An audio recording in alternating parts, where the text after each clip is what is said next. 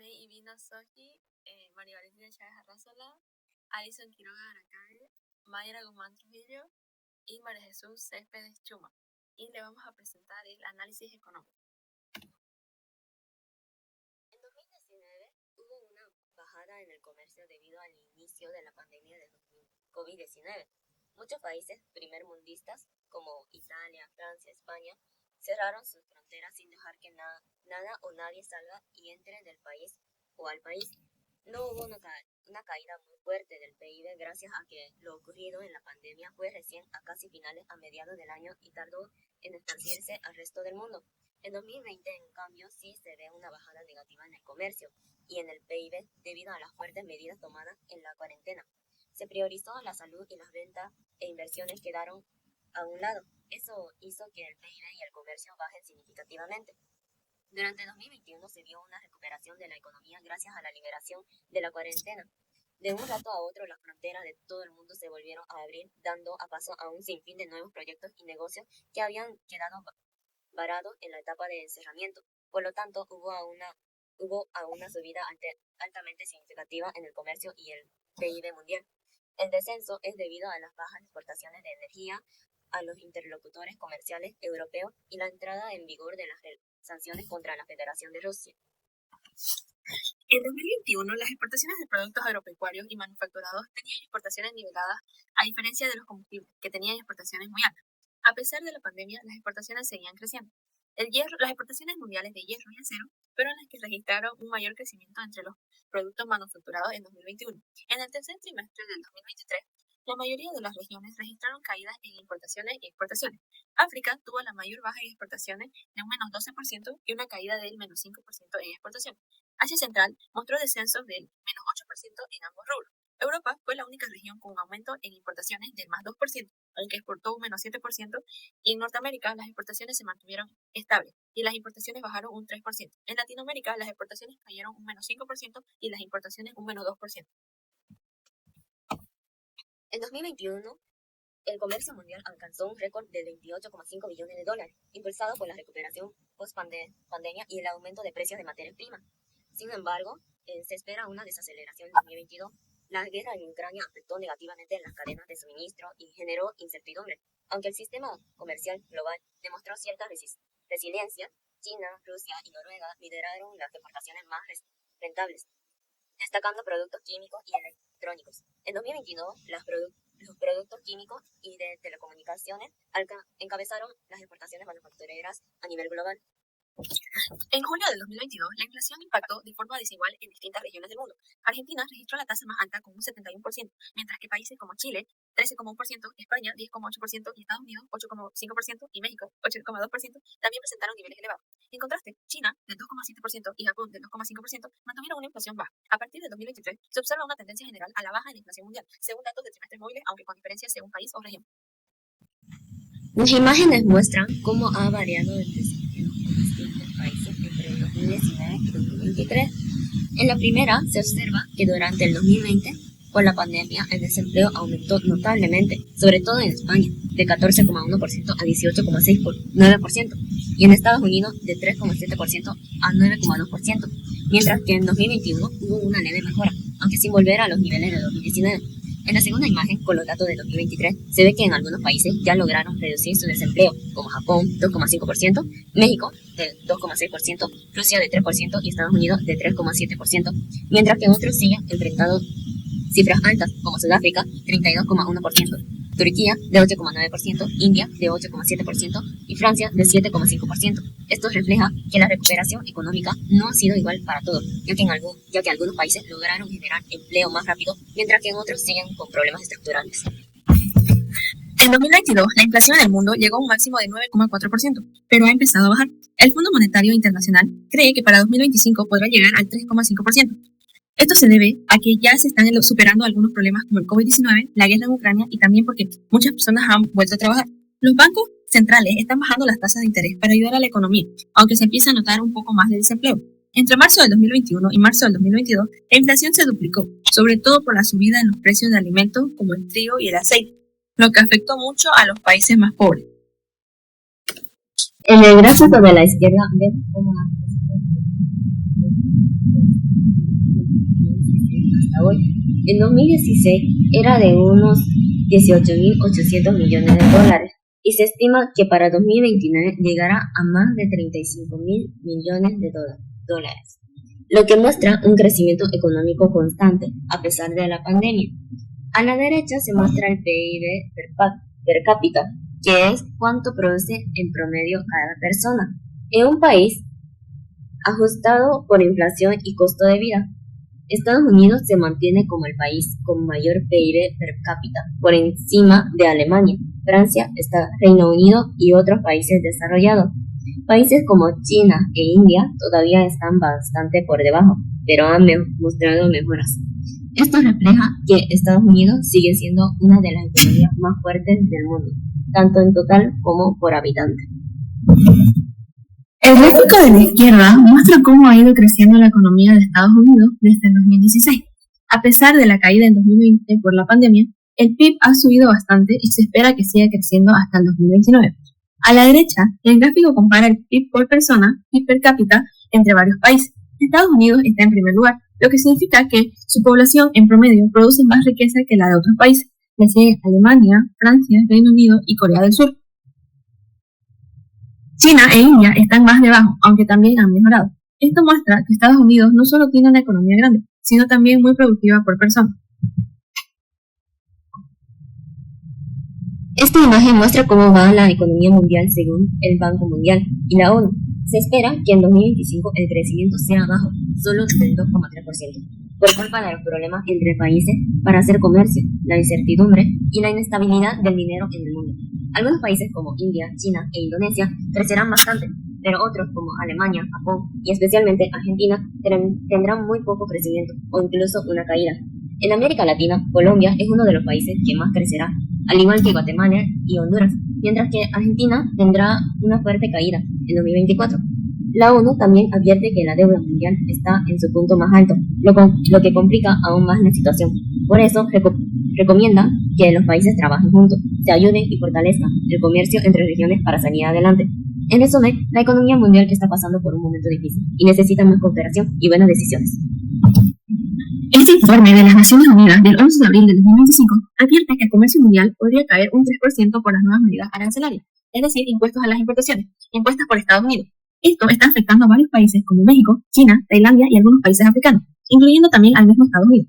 Por ejemplo, los productos de exportación de México ya se están desviando a nuevos mercados como Canadá, Brasil o India, porque ya no pueden llegar tan fácilmente a Estados Unidos, China o Europa. La tensión más fuerte está entre Estados Unidos y China. Estados Unidos ha puesto aranceles altísimos de hasta 145% a productos chinos y China ha respondido subiendo los suyos al 125% para productos estadounidenses. Aunque la Organización Mundial del Comercio estima que el comercio entre estos dos países podría caer hasta un 80%, la buena noticia es que eso representa solo una pequeña parte del comercio mundial, entre el 3 y el 4%, por lo que el 96% del comercio global sigue funcionando normalmente. En resumen, estas tensiones afectan a algunos países más que a otros, pero el comercio mundial en general sigue en pie. Las proyecciones de crecimiento económico para América Latina en 2024 y 2025 se muestran cómo la región ha tenido una evolución muy irregular en los últimos años. Después de una fuerte caída en 2020 por la pandemia, hubo una recuperación importante, pero ahora el crecimiento se mantiene moderado, alrededor del 2% al 2,3% para los próximos años. Si miramos los gráficos de barras, vemos que no todos los países crecerán al mismo tiempo. Por ejemplo, en 2024, República Dominicana, Costa Rica y Paraguay muestran las tasas más altas, mientras que Argentina destaca por tener un crecimiento negativo. Para 2025, algunos países como Argentina y Paraguay volverían a crecer más fuerte, mientras que otros como México tendrían cifras más bajas. En el caso de Bolivia, que es nuestro contexto, vemos que se proyecta un crecimiento bajo, inestable, alrededor del 1,7% al 2,1%. Además, es importante notar que los países vecinos que más influyen en nuestra economía, como Argentina, Paraguay y Perú, tienen tendencias de crecimiento mixtas, lo que puede impactar en nuestro comercio, exportaciones e importaciones. Con esto vemos que aunque la región sigue creciendo, la situación es desigual y todavía hay riesgos externos que pueden afectar la estabilidad económica de Bolivia. Según la ONU, en 2022 se esperaba un crecimiento del 3,2%, pero para 2024 la previsión cayó a solo 1,8%. Y para 2025, la CEPAL la revisó nuevamente a la baja, proyectando apenas un 2%. Esto refleja que la región enfrenta varios desafíos, como el menor crecimiento global, el aumento del endeudamiento, las tasas de interés más altas y los efectos del cambio climático. Además, subraya la importancia de fortalecer las políticas de desarrollo, el empleo y la sostenibilidad para mejorar estas cifras a futuro. La inflación en 2022 llegó a ser recordado como la gran inflación. Esto se debió principalmente a factores externos como la guerra de Ucrania, que disparó los precios de alimentos y energía, provocando que en junio de 2022 la inflación regional alcanzara un máximo del 8,4%, el nivel más alto desde 2005, según datos de la CEPAL. En el gráfico del movimiento de inflación podemos ver cómo la inflación subió de forma pronunciada desde 2021 en países como Colombia, Brasil, México, Chile y Perú. Y aunque empezó a bajar en 2023, se proyecta que siga siendo relativamente alta en algunos países durante 2024. En este gráfico de las tasas de inflación en América Latina, vemos que destaca que Argentina y Venezuela tienen cifras extremadamente altas, considerada inflación crónica, mientras que otros países como Colombia, Nicaragua y Uruguay también registraron aumentos importantes. Finalmente, podemos ver que, aunque la tendencia general para 2023 fue de moderación, la inflación sigue siendo un desafío clave para la región, especialmente por un impacto en el costo de vida, el poder adquisitivo y la estabilidad económica.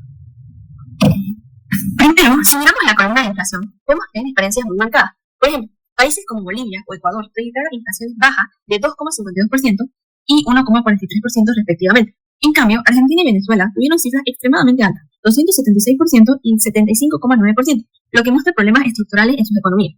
En cuanto a las tasas de interés, podemos ver que están directamente relacionadas con la inflación. Por ejemplo, Colombia y Brasil tienen tasas por encima del 10%, mientras que Bolivia mantiene una tasa mucho más baja del 3,53%, coherente con su inflación controlada. Argentina, que tiene una inflación alta, aplica una tasa del 80% para intentar contener. En esta parte vamos a ver lo que es el desempleo. Podemos ver dos gráficos que muestran la evolución y las proyecciones de desempleo en América Latina. Una presenta la tasa de desempleo nacional desde 2019 hasta 2022. Podemos observar que en 2022 México fue el país con la menor tasa de desempleo, con un 3%, seguido de Ecuador con 4,8% y Bolivia con 5,9%. En general, los países de la región mostraron una mejoría respecto a 2021, lo que indica una recuperación del mercado laboral tras la pandemia. En contraste, países como Colombia, Brasil y Perú seguían con tasas más elevadas, superando el 9%. Esto refleja diferencias en la recuperación económica entre países. El segundo gráfico muestra las proyecciones para 2023, 2024 y 2025. Aquí vemos una tendencia relativamente estable, pero aún con cifras preocupantes para algunos países. Por ejemplo, en Colombia seguirá con una de las tasas más altas, alcanzando el 9,9% en 2025. En cambio, en México se mantiene como el país con menor desempleo proyectado, bajando incluso al 2,8%. Bolivia, según estas proyecciones, reducirá su desempleo al 5% en 2025, lo que muestra una mejora lenta pero sostenida. Ecuador también sigue mejorando, con un 4,2% estimado. Las noticias informan que, aunque el desempleo en América Latina bajará en 2022, seguirá siendo más alto que antes de la pandemia. La Organización Internacional del Trabajo, OIT, advierte que, aunque se han recuperado los niveles de empleo previos a la crisis sanitaria, persisten desafíos estructurales graves. Entre los principales problemas destacan la desigualdad de género y la alta informalidad, las dificultades específicas del empleo juvenil, las marcadas desigualdades entre zonas urbanas y rurales. Estos factores, sumados al lento crecimiento económico, impiden una recuperación laboral sólida y sostenible, manteniendo la región en una situación similar a la de hace una década. Las reservas internacionales en América Latina, que son el dinero que los países guardan para enfrentar emergencias económicas y dar estabilidad, crecieron desde 827 mil millones de dólares en 2013 hasta un máximo de 905 mil millones en 2021, pero luego bajaron a 874 mil millones en 2023. Para enero de 2024 se estimó que Brasil y México son los países con mayores reservas, mientras que naciones como Argentina, Bolivia y varios países centroamericanos tienen montos mucho menores. Este panorama se complica porque la región enfrenta una menor demanda de exportaciones por parte de los países industrializados y de China, lo que representa un reto adicional para mantener o aumentar esas reservas. En este gráfico se puede ver la evolución de las reservas netas y líquidas del Banco Central entre enero del 2018 y febrero del 2025. Las tres líneas representan diferentes mediciones. La línea azul claro muestra las reservas netas bajo la metodología del Fondo Monetario Internacional. La línea negra, las reservas netas excluyendo los depósitos del Tesoro. Y la línea celeste más oscura representa la liquidez del Banco Central, es decir, efectivo y títulos líquidos. Lo más importante a destacar es el fuerte deterioro que se observa desde mediados del 2022 hasta finales del 2023. El punto más crítico será el 10 de diciembre del 2023, cuando las reservas alcanzan un valor negativo de menos 11.471 millones de dólares. A partir de este momento comienza una recuperación visible en lo que va de febrero de 2025. Reservas netas ya alcanzan los 10.910 millones de dólares, lo cual representa una mejora significativa. Sin embargo, todavía hay señales de alerta. Las reservas netas y los depósitos del Tesoro y la liquidez del BCRA siguen siendo negativas, aunque también muestran una tendencia creciente.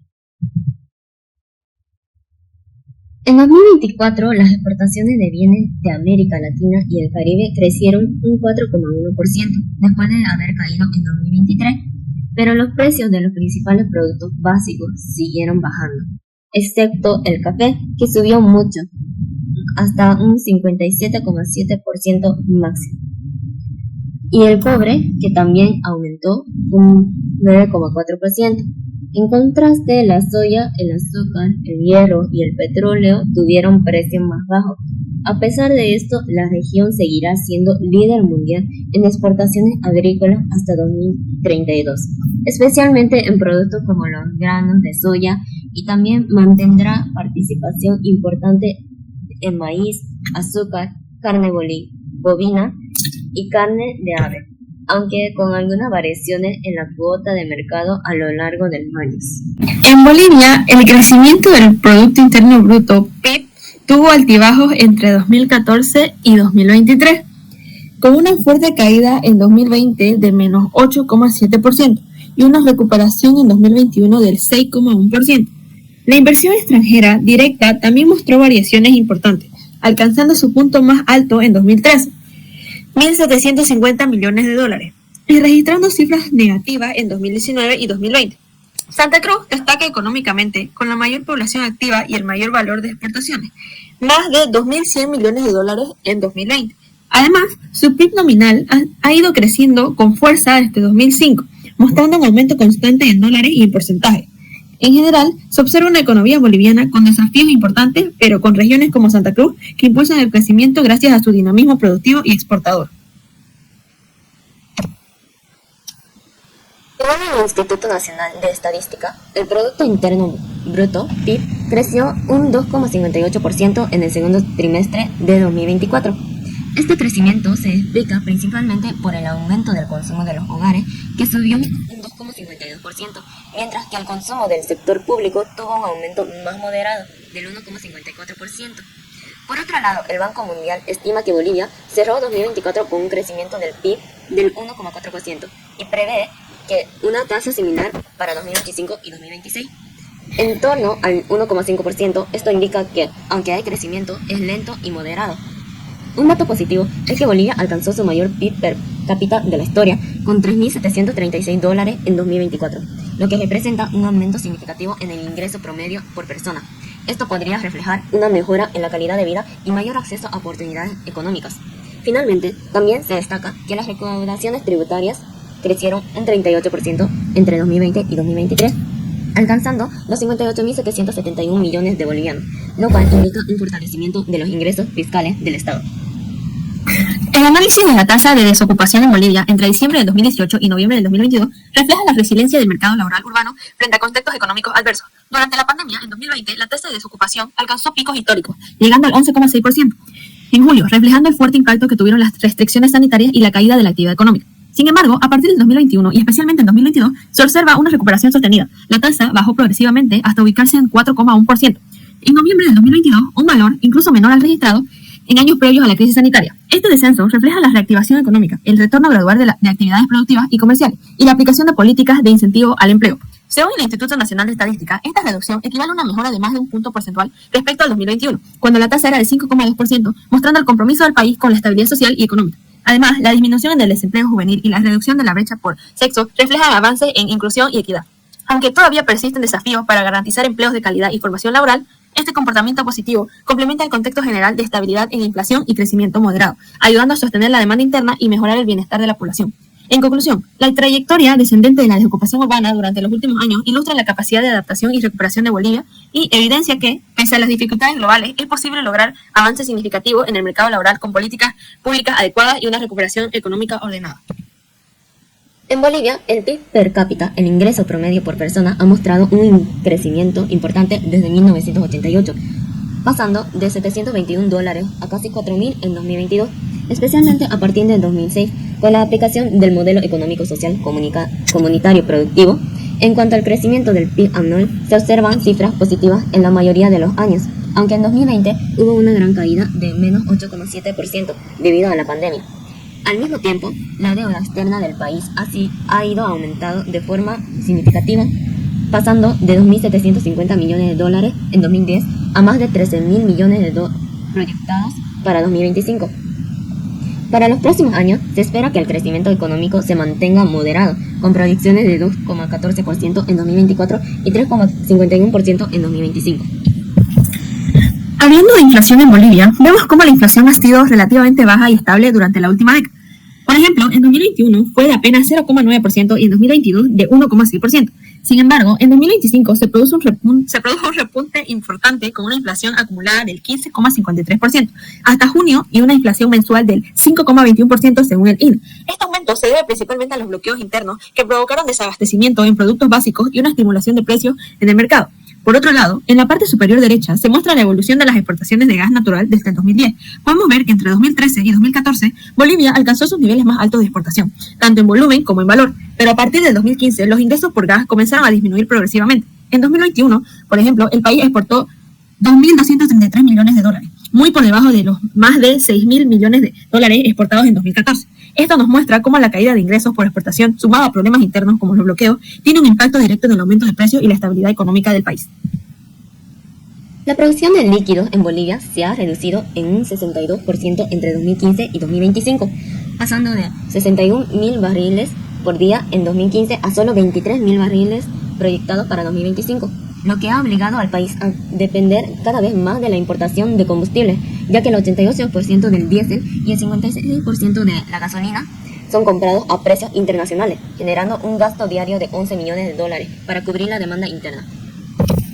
Sobre la exportación y producción del gas natural, en primer lugar, se informa que la exportación de gas a Argentina finalizó en septiembre, en un contexto de fuerte caída en la producción hidrocarburífera. El gobierno del presidente Luis Arce confía en revertir esta tendencia en el hallazgo del campo Mayaya. Sin embargo, expertos dudan que esto sea viable a corto plazo, debido a la falta de nuevos pozos, la escasez de divisas y un marco regulatorio poco atractivo para inversionistas. Además, según datos de INE y reportes de medios como Los Tiempos, en 2024 las exportaciones de gas cayeron en un 21,2%, lo que representa una pérdida de 435 millones de dólares respecto al año anterior. Esta caída pone en evidencia la fragilidad del sector energético boliviano, que ha sido históricamente uno de los pilares de su economía. Esto nos muestra que la falta de inversión y renovación en el sector gasífero nos puede traer consecuencias económicas a futuro. La industria en Bolivia presenta un crecimiento volátil ligado a los precios internacionales, con una contribución variable pero significativa al PIB, destacando productos como el oro, zinc, plata, estaño y plomo.